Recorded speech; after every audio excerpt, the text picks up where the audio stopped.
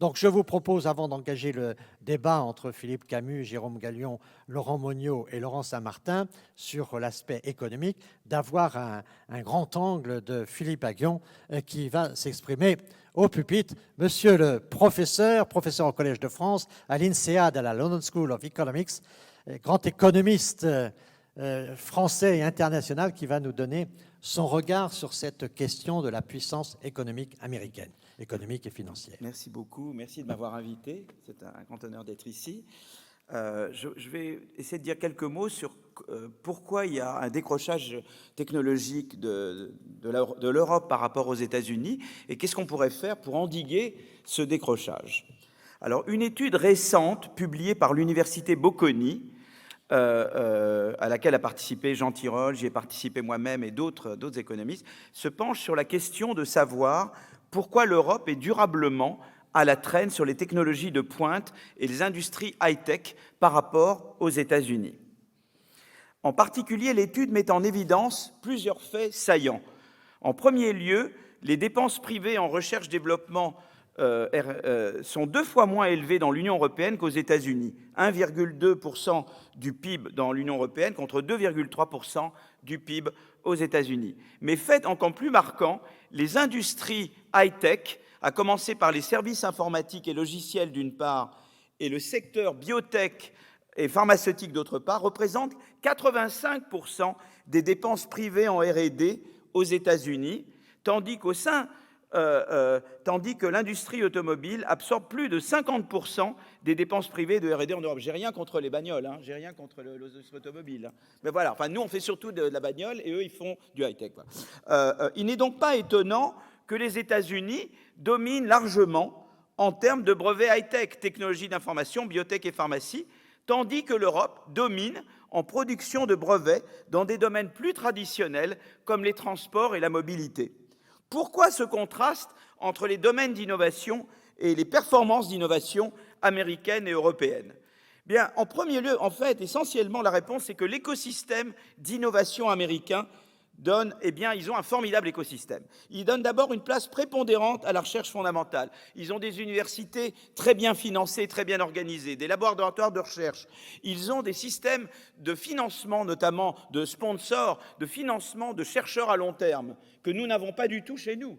Par exemple, le Howard Hughes Medical Investigator, c'est un truc financé par des mécènes. On n'a rien d'équivalent, nous, en France ou en Europe.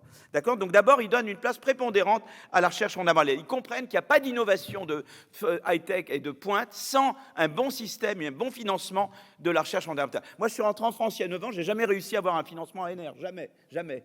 J'ai dû entièrement me reposer sur des fonds privés. 0 soutien public. Bon. Ils ont des outils de financement de projets à haut risque. Quand vous passez de la recherche fondamentale aux applications et que vous créez des start-up, il faut du capital risque. Il est beaucoup plus développé aux États-Unis que chez nous. Ils ont les investisseurs institutionnels, les fonds de pension, les fonds mutuels qui financent l'innovation dans les grandes entreprises. Nous n'avons rien d'équivalent aux investisseurs institutionnels en France. Et ils ont les DARPA, la Defense Advanced Research Project Agency, qui est une manière moderne de faire de la politique industrielle dans des endroits où il y a des missions comme l'espace, la défense. Ils ont ensuite fait l'énergie et ils ont fait ensuite la bio. Tous les vaccins, on est tous là grâce à la BARDA, à la Biomedical Advanced Research Development Authority, qui est l'équivalent de la DARPA pour les biotech. Nous n'avons rien d'équivalent, ni en France, ni en Europe. Alors évidemment, on évoque le programme Horizon Europe, qui pourrait changer la donne. Mais en fait, si on regarde de près, sur les 11 milliards d'euros de budget annuel de ce programme Horizon, seuls 1,4 milliard d'euros, ce qui est vraiment peanuts, comme on dit en anglais, sont alloués au Conseil d'innovation européen en charge des innovations de rupture. Mais encore, il faut aller regarder de plus près. Si certains caressent l'espoir que ce Conseil d'innovation européen puisse être l'équivalent d'une DARPA américaine, force est de constater que nous sommes loin de compte.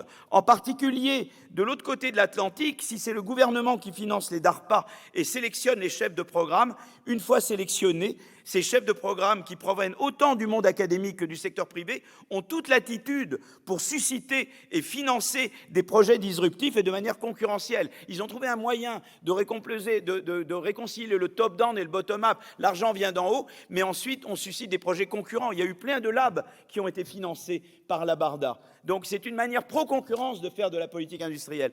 Nous n'avons rien de tel chez nous.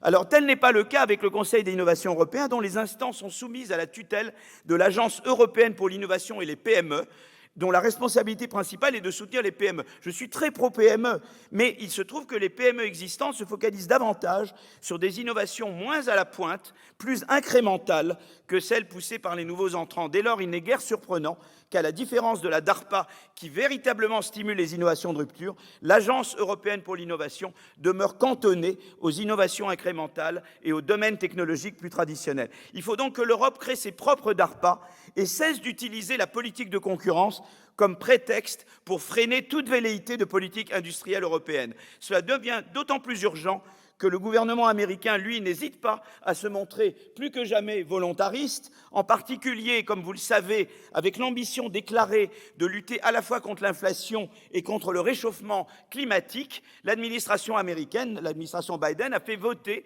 le fameux Inflation Reduction Act, IRA. Cette loi donne le feu vert à une dépense publique supplémentaire de 737 milliards de dollars sur 10 ans, dont 369 milliards en subventions et crédits d'impôt. Le caractère protectionniste de cette loi est manifeste.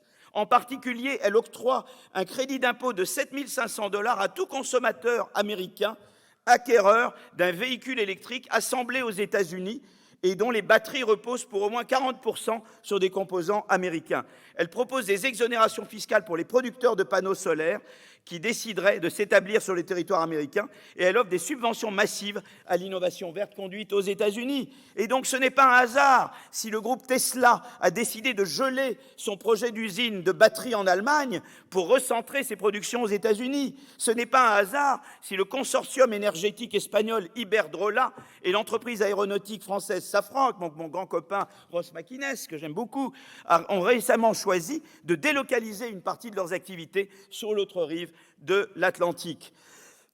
L'IRA ne pénalise pas seulement les producteurs européens de voitures électriques comme BMW ou Fiat, mais également les entreprises européennes déjà basées aux États-Unis, mais dont les chaînes de production demeurent localisées en grande partie hors du sol américain. D'un côté, les États-Unis avec l'IRA, de l'autre, la Chine avec aussi une politique industrielle et d'innovation, ça vous le savez très bien, Jean-Pierre, également très agressive, oblige l'Union européenne à repenser sa doctrine économique. Si nous ne repensons pas l'Europe, la doctrine économique, on va disparaître. La Chine et l'US vont tout bouffer. D'accord ? Et là, c'est Draghi qui est vraiment notre boussole. Mise en place à la fin des années 80, la doctrine économique européenne, centrée sur un grand marché avec un budget communautaire très limité, est d'inspiration hayekienne. Il y a beaucoup de bonnes choses chez Hayek, mais pas pour l'Europe. En référence à l'économiste anglo-autrichien Friedrich Hayek, qui par ailleurs mérite largement son prix Nobel. Il a fait de très bonnes choses. Donc je ne veux pas faire du Hayek bashing, mais pour l'Europe, ce n'était pas dire. L'idée de base, très bien résumée dans l'ouvrage de Hayek intitulé « La route de la servitude », était de transformer l'Europe en une fédération dont le rôle serait avant tout d'empêcher les gouvernements des États membres de céder aux pressions politiques locales. D'où les 3 piliers de la gouvernance économique européenne, à savoir des compétences exclusives pour Bruxelles en matière de règles et politiques de concurrence. En particulier, la Commission détecte et sanctionne les aides sectorielles d'État. Vous voyez, on empêche la politique industrielle au nom de la politique de concurrence. Le pacte de stabilité de Maastricht qui limite les marges de manœuvre fiscales des États membres. La Commission veille au respect du règle du déficit à 3% et on met sur le même plan les dépenses de fonctionnement et les dépenses d'investissement dans la croissance, qui est une erreur, évidemment. Et un budget de l'Union qui reste limité à environ 1% du PNB européen, même avec l'avancée que représente le Green Deal européen. Comme le dit très bien mon collègue Mathias de Watripon, économiste belge réputé, cette doctrine économique a fait de l'Union européenne un géant réglementaire et un nain budgétaire. D'accord ? Cela ne veut pas dire qu'il faille renoncer au traité de Maastricht. Une discipline budgétaire des États membres est indispensable pour assurer la crédibilité de l'euro et la stabilité macroéconomique. De même, il faut le marché unique. En favorisant la concurrence, celui-ci a stimulé l'innovation et la croissance, parce que l'innovation, on innove pour échapper à la concurrence. La concurrence est un moteur d'innovation. Cependant, les circonstances actuelles nous obligent à réinterpréter les règles. Pacte de stabilité, il faut permettre aux pays qui montrent un sérieux budgétaire d'investir plus et mieux dans l'éducation, l'innovation, la transition énergétique, la digitalisation et la défense. Politique de concurrence, plutôt que d'interdire les aides sectorielles d'État, il faut les autoriser à condition que ces aides demeurent compatibles avec la concurrence et n'empêchent pas l'entrée de nouvelles entreprises innovantes. Enfin, il faut augmenter la capacité d'emprunt et d'investissement de l'Union européenne en tant que telle, en échange de comportements budgétaires responsables des pays membres. C'est ce qu'a proposé Mario Draghi dans sa lecture au NBER, dans la Martin Feldstein lecture qu'il a donnée en juillet de l'année dernière. D'accord ? En l'absence de tels changements de nos institutions et politiques économiques, l'Europe court le risque d'un déclin irrémédiable. Je veux terminer, parce que je crois que j'ai déjà dépassé le temps, juste mentionner la chose. Je me relie à la table ronde précédente. Il y a plusieurs modèles de capitalisme. Il y a d'un côté le modèle américain qu'on appelle cutthroat, coupe-gorge capitalisme. C'est un modèle très innovant, mais socialement pas terrible. Ils ont des indices de pauvreté supérieurs aux nôtres. Ils ont des Gini. Le Gini, c'est une mesure globale d'inégalité supérieure à la nôtre.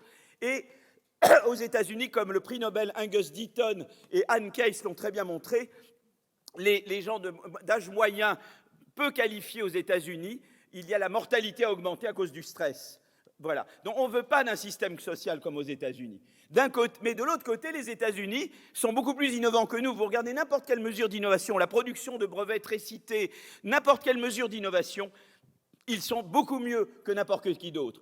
Alors il y a des gens qui pensent que c'est either or, ou bien, ou bien.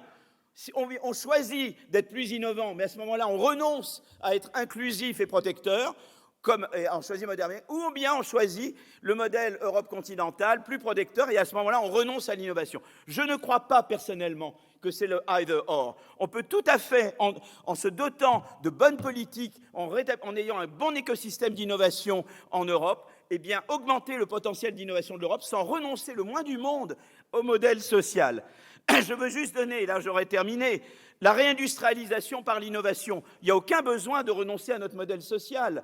La flexisécurité danoise, qui a été un moyen de stimuler la destruction créatrice en Danemark, qui a donné beaucoup plus de flexibilité aux entreprises tout en protégeant les employés, ça n'a en rien réduit, au contraire, ça a dopé l'innovation et ça a maintenu la protection des employés et des travailleurs danois. Et enfin, l'éducation. L'éducation est une réforme très importante. Je mentionne des réformes que je verrai le prochain gouvernement français faire.